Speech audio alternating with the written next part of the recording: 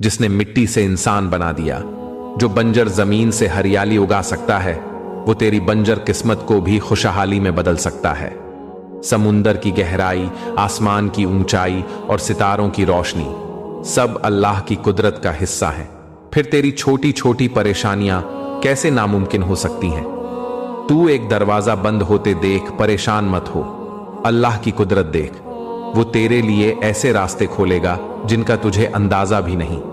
जिसने अंधेरे में चांद को चमकाया, जो पानी से आग निकाल सकता है, वो तेरी जिंदगी में उजाला नहीं कर सकता?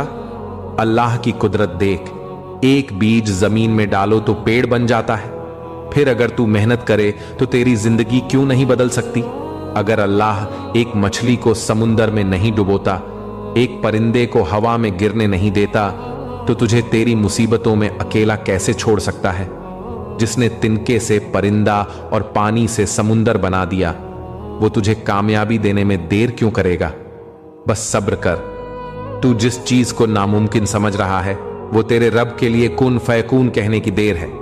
जिसने रेगिस्तान में पानी की बूंद और बर्फीले पहाड़ों पर हरियाली बना दी, वो तेरे हालात बदलने के लिए एक लम्हा भी नहीं लगाएगा। अगर तू अपनी परेशानियों को पहाड़ समझ रहा है, तो अल्लाह की कुदरत देख।